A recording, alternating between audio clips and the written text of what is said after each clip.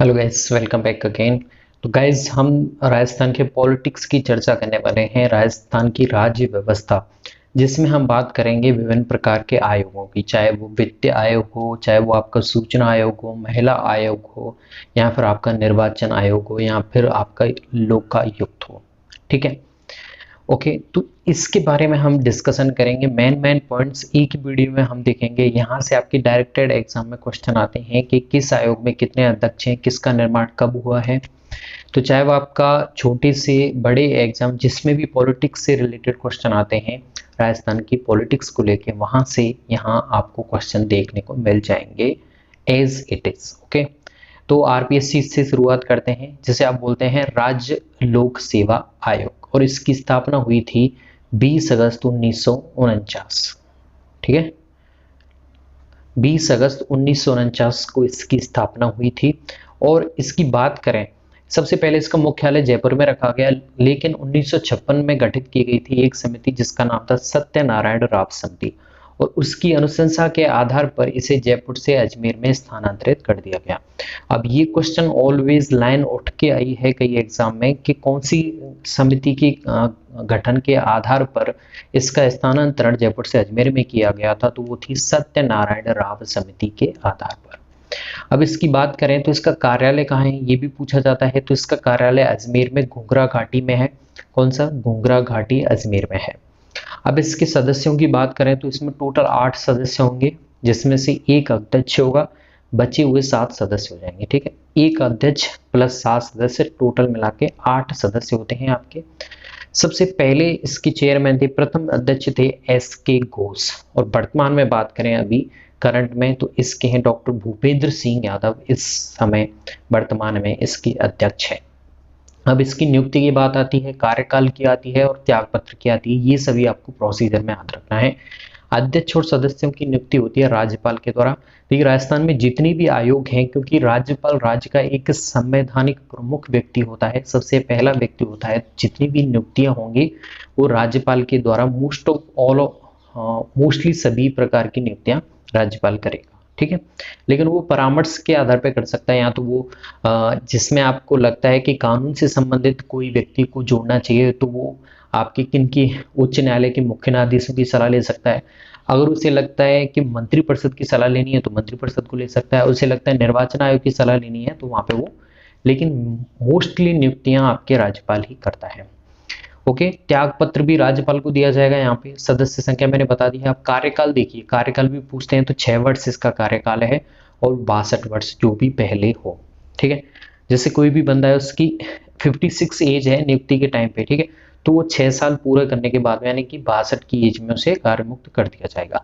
लेकिन अगर कोई मान लो जैसे 60 साल की एज पे उसे नियुक्ति मिली है, तो उसे केवल 2 साल के बाद ही कार्य मुक्त कर दिया जाएगा। तो ऐसे आपको काउंट करना है जो भी पहले हो। ओके, अब देखिए, इसमें पहले 60 वर्ष एज थी, लेकिन 41 से संविधान संशोधन 1976 के द्वारा इस एज को 62 बढ़ा दिया गया है, सीमा को। तो संविधान संशोधन 41वां। अब इसका मुख्य कार्य होता है राजस्थान में जो भी 5000 से ऊपर पे स्केल वाली जॉब है उनके लिए एग्जाम को कंडक्ट करवाना। जब जैसे असिस्टेंट प्रोफेसर है उसकी 5000 से ऊपर होगी, आरपीएससी लेक्चरर की लेती है। ठीक है, तो इन सभी भर्तियों को वो पूरी करवाती है। तो ये हो गया आपके आरपीएससी। यहाँ से आपको हर लाइन को एज इट इज याद रखना है, क्योंकि डायरेक्ट क्वेश्चन आते हैं यहाँ से। अगला आ जाता है, हमारा अगला आयोग है राज्य निर्वाचन आयोग। तो इसका मुख्य कार्य क्या होगा? विभिन्न प्रकार के चुनावों को कंडक्ट करवाना, उन्हें शांतिपूर्वक कंप्लीट करवाना। ओके, अब देखिए यहाँ पे इसमें में राज्य चुनाव आयुक्त होता है। ठीक है, और इसकी नियुक्ति भारत का मुख्य निर्वाचन अधिकारी करता है। ठीक है, तो जो राजस्थान में निर्वाचन आयोग का अध्यक्ष कौन होगा? चुनाव आयुक्त होगा, और उसको नियुक्त करता है आपका भारत का मुख्य निर्वाचन अधिकारी। किसकी सलाह पर? राज्यपाल की सलाह पर। तो राज्यपाल तो ऑलवेज आना ही आना है इसमें। और जिला स्तर पर जिला कलेक्टर यहाँ पे निर्वाचन अधिकारी होता है। कोई भी आपका जिला है तो वहां पे जो जिला कलेक्टर है उसकी भूमिका निर्वाचन अधिकारी की स्वतः ही हो जाती है। यह आयोग, आगे बढ़ते हैं, कैसा है? स्वतंत्र है, ऑटोनोमस है, और संवैधानिक निकाय है, जिसके आयुक्त की नियुक्ति राज्यपाल द्वारा किसकी सलाह पे की जाती है? भारत के मुख्य निर्वाचन अधिकारी की सलाह पर। अब इसे संवैधानिक मान्यता कब प्राप्त हुई? तो 73वें 74वें संविधान संशोधन अधिनियम 1992 के द्वारा। ठीक है, तो संविधान संशोधन के कौन से 1992 के द्वारा इसे संवैधानिक मान्यता प्राप्त हुई। अब देखिए नगरीय निकाय और जो आपकी पंचायती से लेके जो रूल निकाय हैं, पंचायती या फिर नगरीय निकाय, वो भी 73वें 74वें संविधान संशोधन में, लेकिन उसमें आपकी वर्ष है वो 93 और 94 है, तो वो यहाँ पे आपको कंफ्यूज नहीं होना है। मुख्य निर्वाचन अधिकारी की बात करें, अब अधिकारी पूछते हैं, ज्यादातर पूछते हैं करंट में, यहाँ पर सबसे पहला कौन बना था? तो सबसे पहला प्रमुख चुनाव आयुक्त था अमर सिंह राठौड़। वर्तमान में करंट में बात करें तो प्रेम सिंह मेहरा इसके हैं, और मुख्य निर्वाचन अधिकारी होता है वो होता है प्रवीण गुप्ता है इस समय वर्तमान में, प्रवीण गुप्ता जी हैं आईएएस।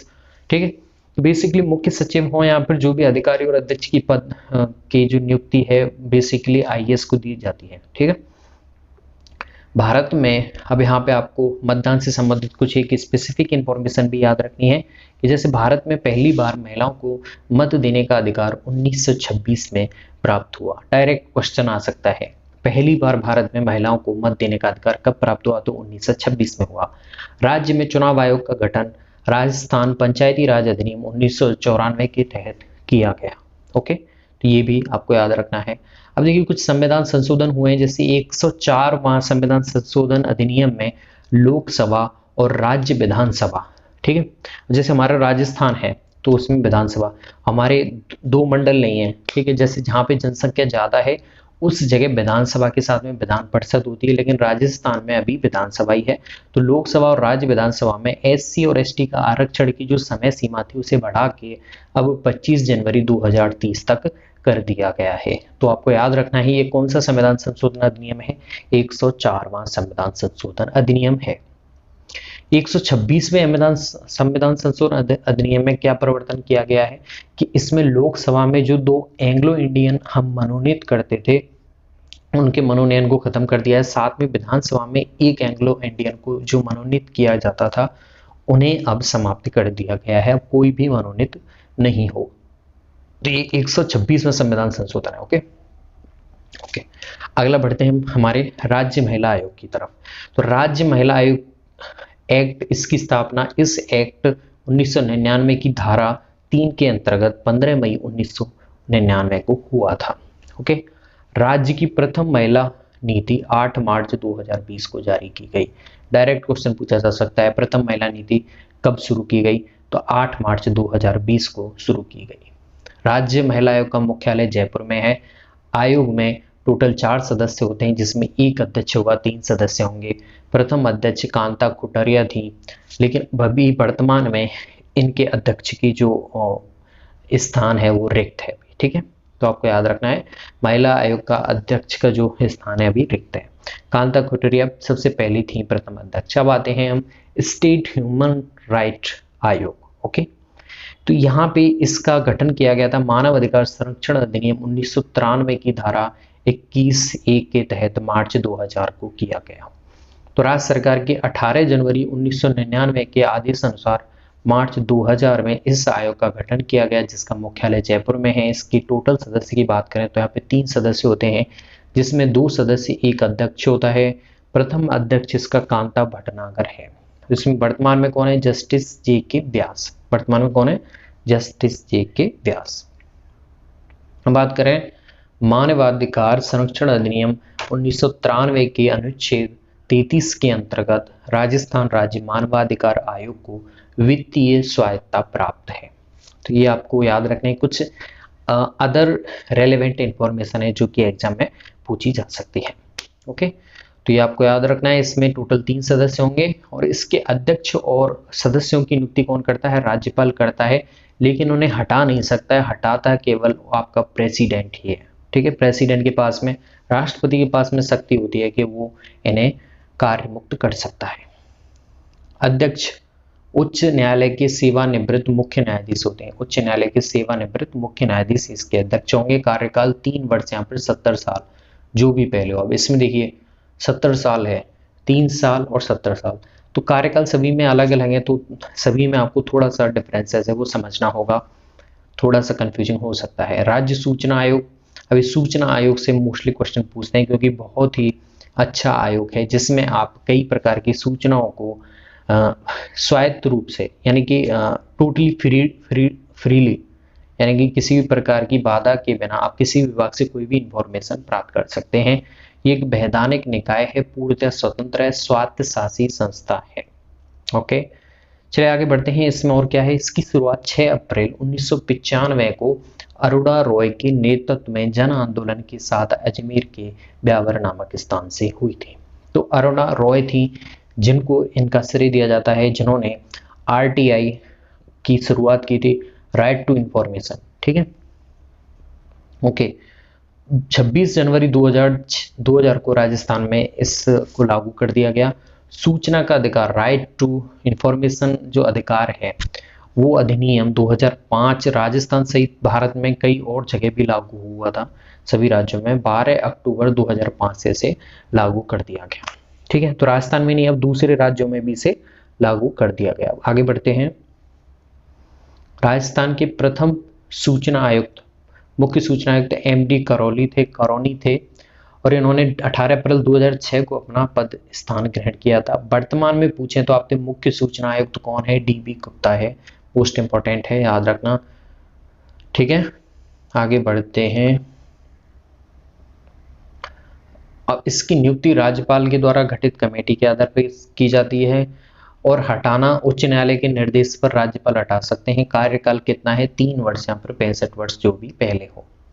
नया चेंज इसमें आया है, जो भी परिवर्तन किया गया है वो 24 अक्टूबर 2019 को इसमें लेटेस्टली परिवर्तन किया गया है। अब राज्य वित्त आयोग पे आते हैं तो इसमें ज़्यादा कुछ नहीं है। इसमें आपको याद रखना है इसकी स्थापना हुई थी आपके 73वें संविधान संशोधन के तहत 1992 अनुच्छेद 243 झ के तहत, अनुच्छेद 243 झ, ध्यान रखना। इसमें राज्य में राज्यपाल की सिफारिश पर इसे नियुक्त किया जाता है और पंचायतों की वित्तीय स्थिति का परीक्षण करना इसका मेन वर्क होता है। 6वें वित्त आयोग के अध्यक्ष हैं, अभी जो करंट में चल रहा है वो कौन सा वित्त आयोग है, 6वें नंबर का, और उसके अभी अध्यक्ष हैं प्रद्युम्न सिंह। ओके, प्रद्युम्न सिंह।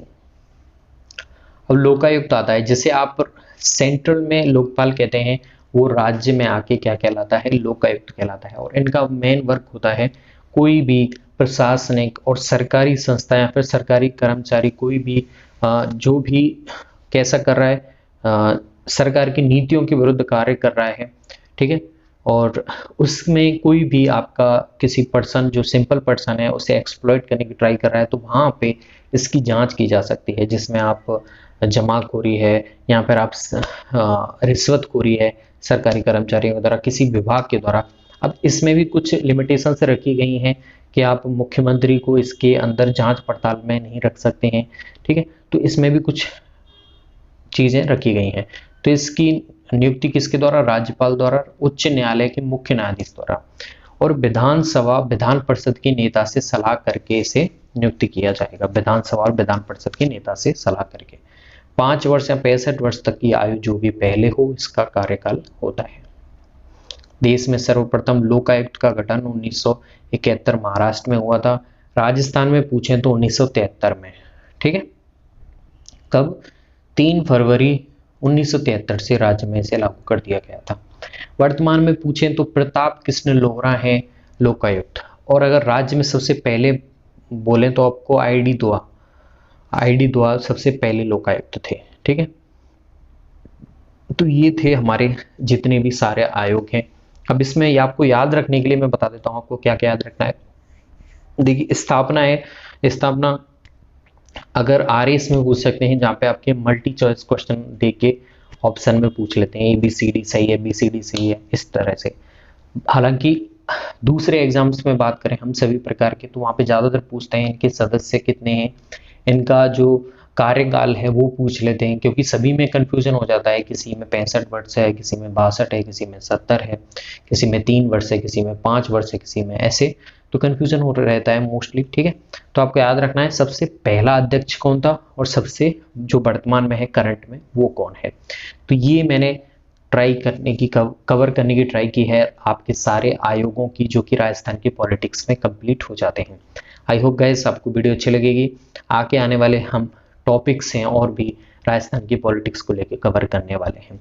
मिलते हैं नई वीडियो में नए टॉपिक के साथ। थैंक्स।